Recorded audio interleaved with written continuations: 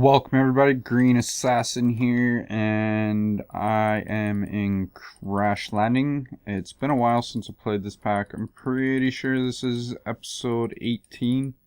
And as you can see, I am in the skins, or the Steve skin. I don't know what's going on with that. The 1.1.3 update was released on the Feed the Beast launcher, so I did update.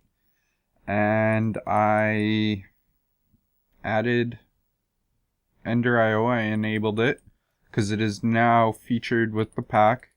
So I enabled it. I'm going to suggest doing that at your guys' own risk. If you do update from, if you guys are on 1.1.2, back up your files before you update and then enable Ender.io and see how it goes.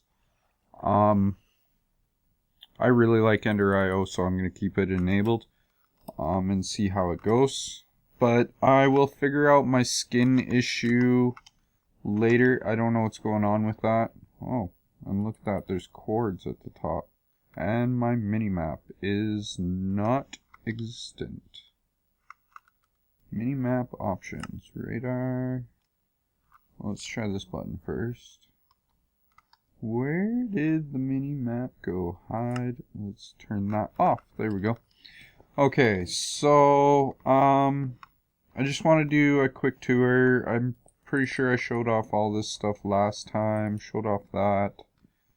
The only big changes I've done in between last episode and this episode are going to be back here. I did a little bit of work a little after last episode, and I got this kind of set up. As you can see, I'm trying to do the walls. This will get filled in with something else. But if you can see, I have a bunch of stuff set up to automate my pneumatic craft. Oh, excuse me. Sorry about that, guys. So if you can see, I have some advanced cable clusters here with cable camouflage in them. And then right here, it's not going to show me that unless I pop that up. Let's just get that back on the hotbar. So right here, I have a redstone receiver and cable camouflage inside of that one. So we'll put the redstone back on, and then if we look at this one, I have an item valve and cable camouflage. Wrong button. And then over here, I have a redstone emitter with some transforming cable camouflage. So I'm going to probably take a cut here right away. I'll just and do the programming in this because I haven't done any programming. I've got the input and the emitter out. I think I was just doing some testing with that. So for now, I'll just put those over there and whatnot. So if we take a look down here, you'll see that I have some pipes running out the bottom. I have all four of my, what are these things called? Pressure chamber interfaces underneath. And what I plan on doing is I'm going to have 3 outputs and 1 input, which is over here, right there. So these 2 are going to be set up to only pull out certain items. And then this one, I don't know, I might just block it off for now. I don't think I need it just yet. I will figure that out after I get it all automated and working again. So, and I decided to go with a 4x4, and I put all 4 pressure chamber valves in the back. I'm hoping that will fill it up faster. I'm not sure. I haven't really done any testing with that, so we'll see how it goes and go from there. But anyways, I will be back in a minute after I get this all programmed up, and I will show you the code that I decide to go with. See you guys in a minute.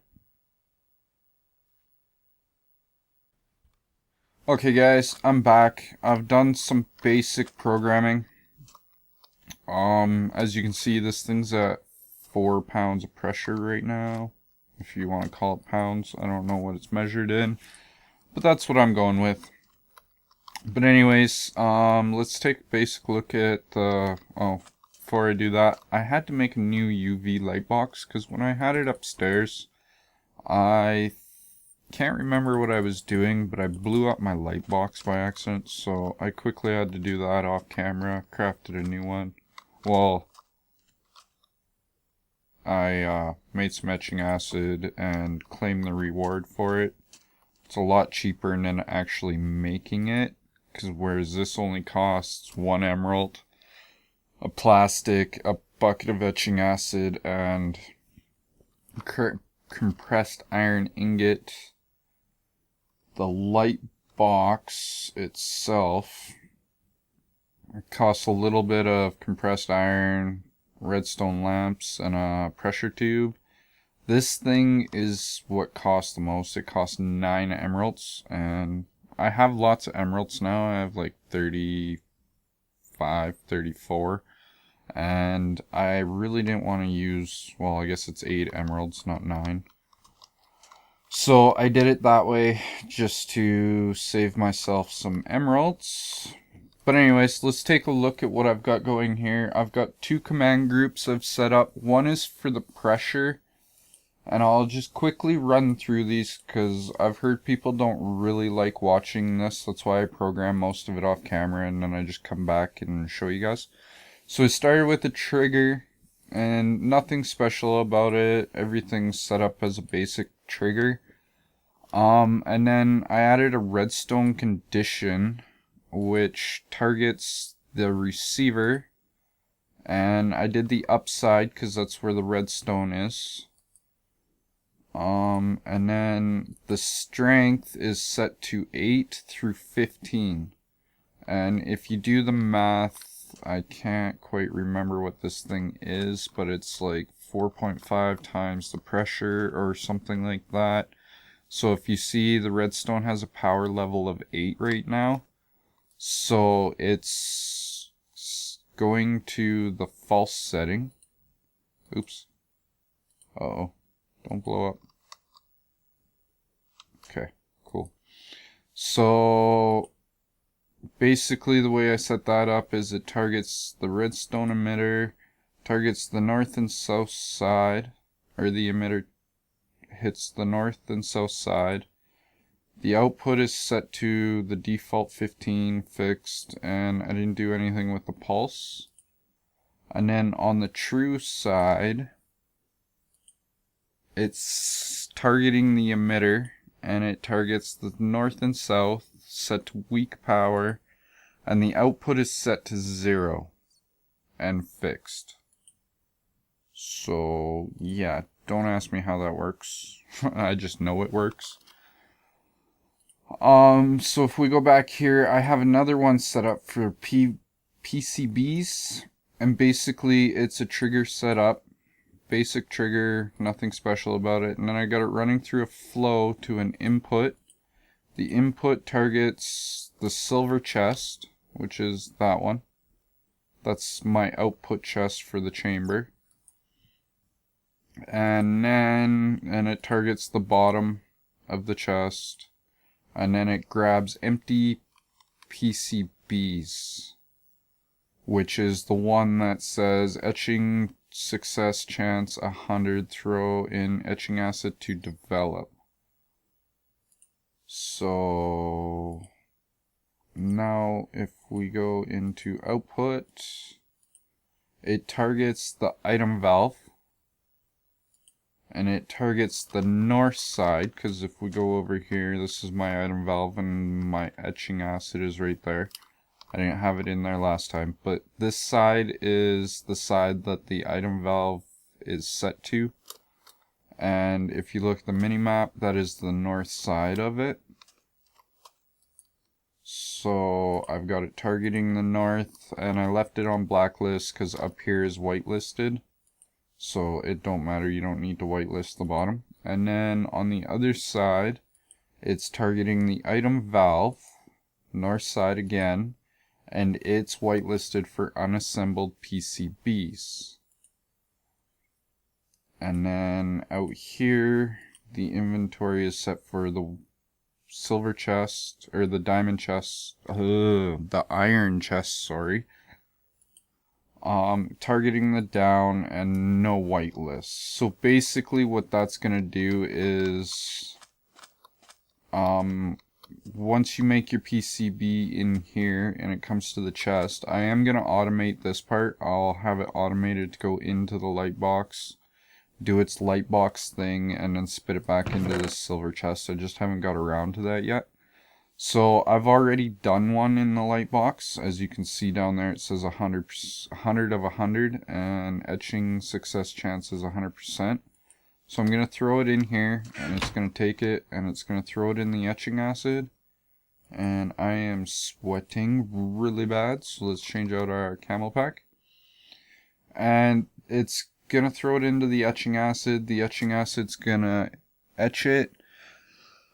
And as soon as it turns into an assembled PCB, it should grab it again. Let's just kind of watch it here for a minute. It shouldn't take that long.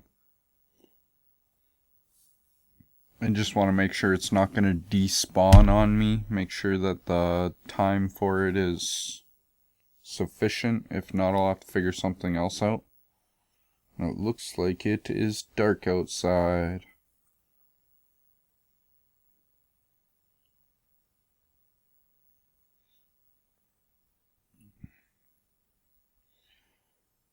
So we'll just give it a minute.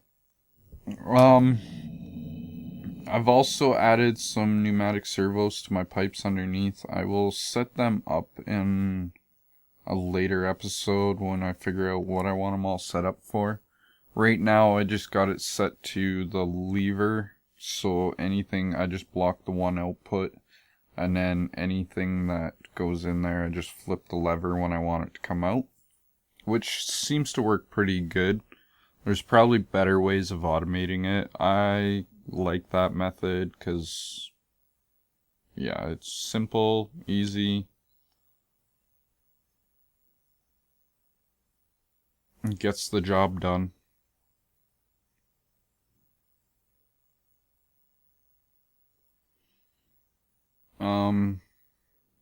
What else? I do eventually plan on upgrading this whole system.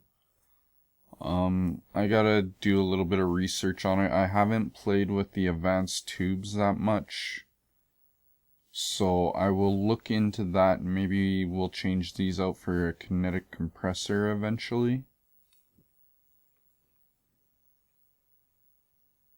This thing should almost be done.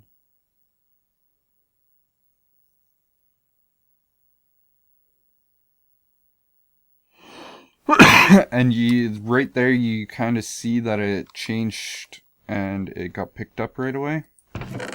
So if we look, and now it's back in our iron chest. So I think that's all the work I'm going to do on this for today. I will, like I said, do some more research and figure out a couple other things for it. If we take a look underneath it, I'll show you how I got this set up again. So this one's basically just got this in it to plug it, and when I flip the lever it pulls it out and then pulls out whatever I want out of it. I added the pneumatic servo to this one and this one, but for right now I just kind of filtered my pickaxe so that it wouldn't pull anything out or put anything in here, because my pickaxe should never go into that thing, so it works for now. And like I said, I'll end up filtering these for stuff like PCBs,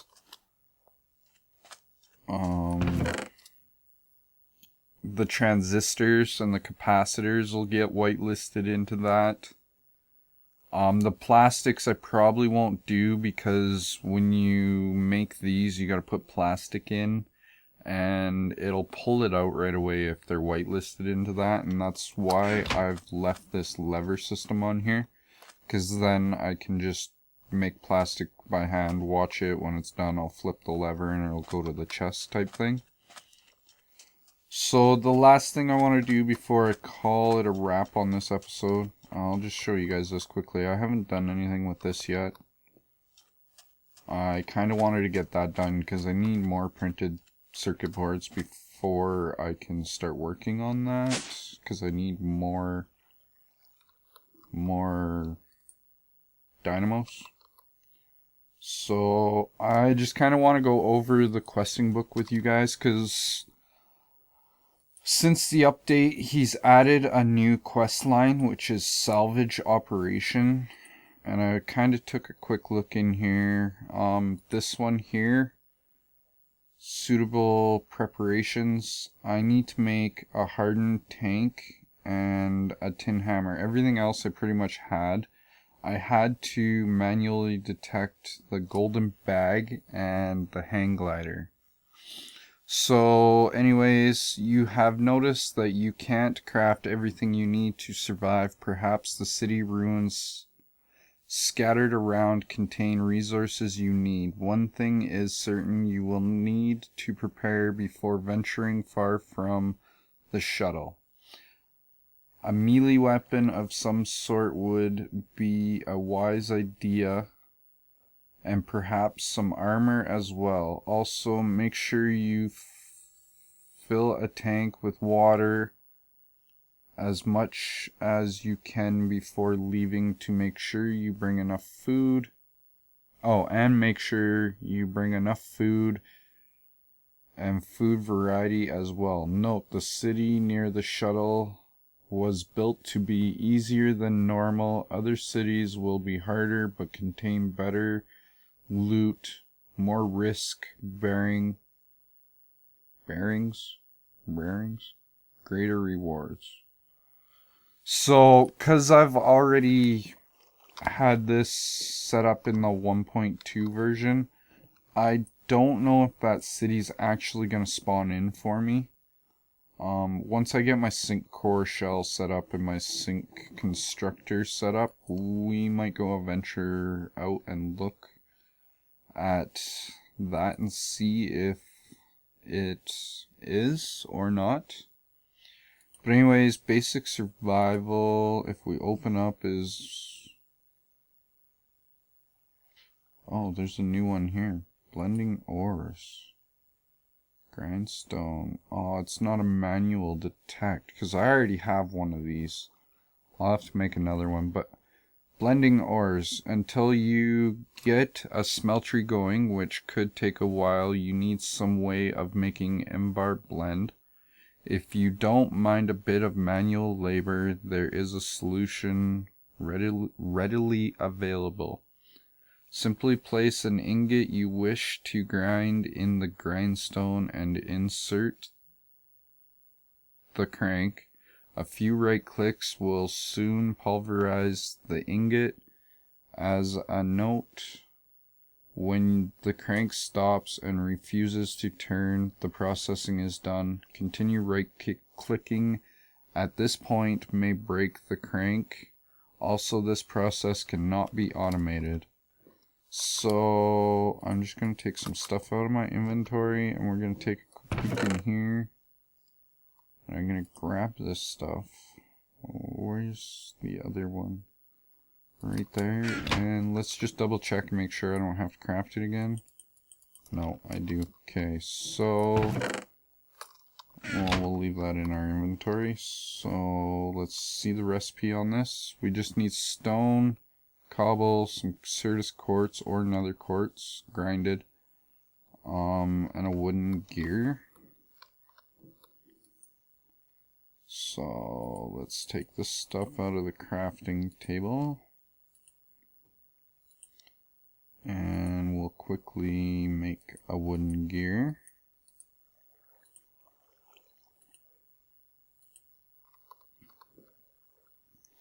I need some Certus quartz, which I'm pretty sure is outside. Hopefully that gas isn't too close. Oh no, Certus Quartz went downstairs. I forgot I moved all my stuff into my storage room now. So we'll grab a couple pieces of that. I think I only needed 3, right? What else do I want to do? I need some stone. There's some stone in there. So let's grab, I think it was 3 pieces of that and 2 pieces of that. Oh, I had some. So we'll just shift click this in and we get a grindstone. And then we'll take this and we'll make this. So now I have 2 of them. Not a big deal. Let's just make sure that was it for that. Nope. Now we need to make Invar blend, Tinker's alloy blend, and Electrum blend. So I don't really want to do it this way. I could use... How much of that do I have in ore form? Let's grab one of these. I'm going to cheat a little bit. Just because I don't actually want to use the grindstone. I'm sure everybody knows how to use the grindstone. And I probably showed it in an earlier episode actually. So we're just going to throw these 3 ingots in there. Let them grind up quickly. Grab them out. Let's see if that worked. If not, I will have to do it manually. Ha ha ha, you are so mean.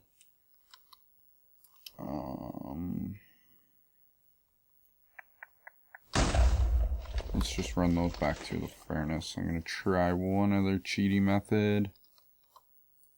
I'll just cook these back up.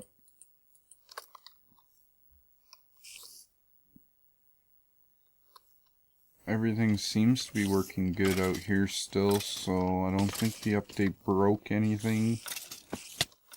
Oh, that broke something. Oh, I'm gonna die. Oh, I'm gonna die. Oh, thank God. Stupid ghasts. Here's spiders. Let's eat so we heal. Just take a look at this. Everything, like the armor and everything, doesn't seem to be getting just pulled into here. It still likes to go into this chest, so I still have to empty it out every once in a while. Not a big deal. I should probably do some off-camera work and empty that chest out, or the advanced filing cabinet, and run it through here some more. This is empty. This has got a lot of enchantments in it. So yeah, that's working really good.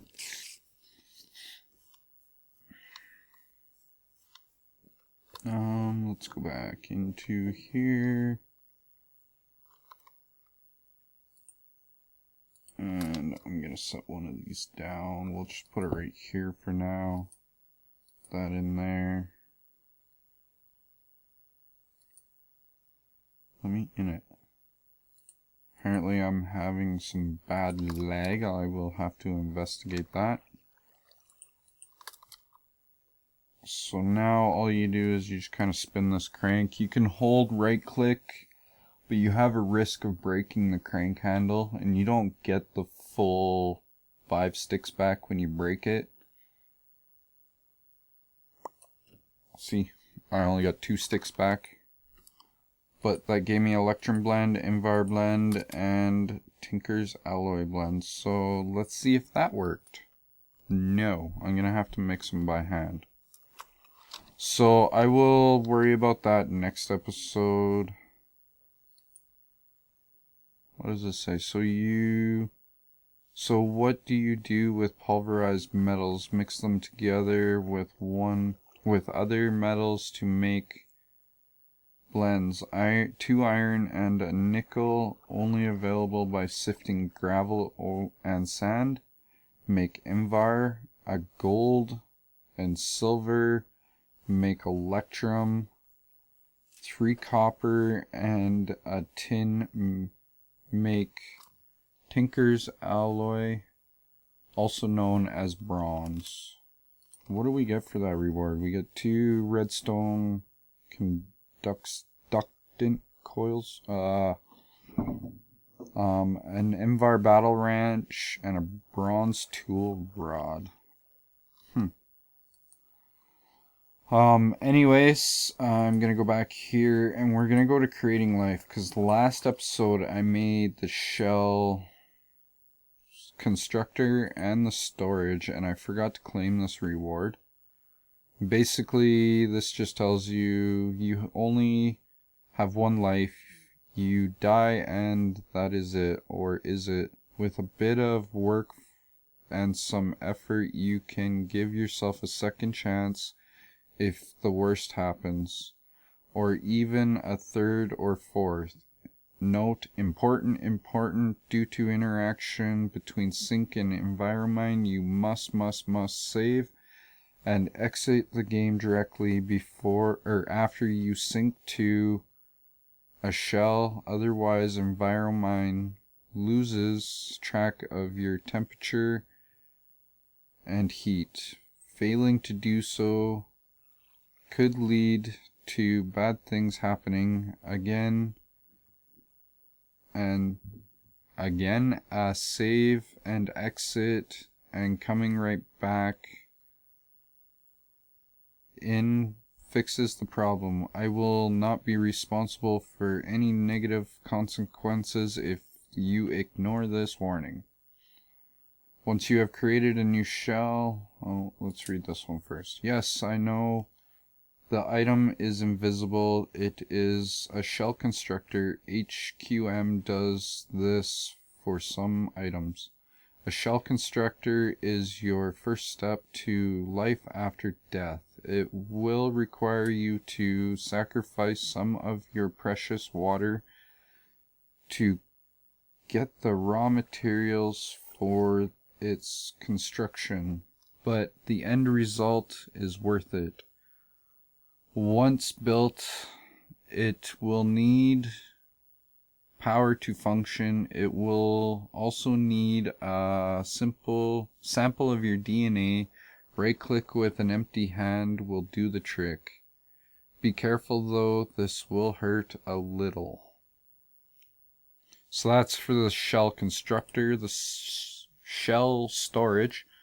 Once you have created a new shell, you will need some place to store it for the future use. While you can leave it in the constructor until you die, that leaves you vulnerable until the constructor builds you a new shell. Shell storage is better solution. Simply supply it with a redstone signal, some sort. A lever works. If it is ready to use, walk in and you can sync to any available shells. No inventory, health, hunger, heat, and hydration are not stored between shells. Plan accordingly. Also, if the shell storage loses its redstone signal, the shell it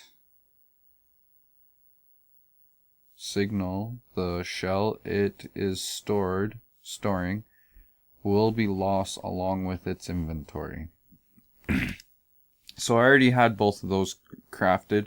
I think I even crafted a spare shell storage, which I probably craft a couple more, and I have some future plans with that eventually. But anyways, you get a leadstone energy cell and a camel pack with that, so that's kind of cool. And then all that's left in here is to do the creating life challenges, which I will start working on soon. Under pressure, I don't think I can do much with until I get a brewing stand, because I need to craft a machine upgrade, a speed upgrade, and this requires some red plastic, so I will probably get some resources ready for that, and we'll get on that soon. Other than that, I think the only new quest was that one. This all looks the same. So there's a new quest line, and then there was that one extra quest in here. So I will probably get this ready off camera, and I will claim the reward with you guys next episode. And yeah, I think I'm going to call that an episode. I don't know how long I've been running on this episode, so if it's short, I'm sorry. If it's long, I'm sorry.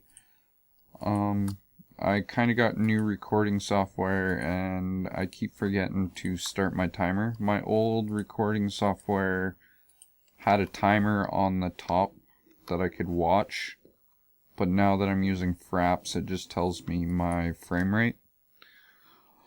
And I found Fraps to be a little bit better with the audio, because my computer likes to lag, as you guys probably know by now. I've either commented on it or you guys have seen it, and I didn't like the distortion in the audio. And with Fraps, it seems to keep the audio clear even though it's lagging. So I think I'm going to stick with Fraps for now. Oh, I made a new camel pack and forgot to add that one. Oh, I hope you guys didn't see that. If you did, I'm gonna get rid of it right now. But anyways, I hope you guys enjoyed this episode. If you did, leave me a like, helps me out a lot. Don't forget to hit that subscribe button, share it with your friends on Facebook, Twitter, all that fun stuff. And I will see you guys next time.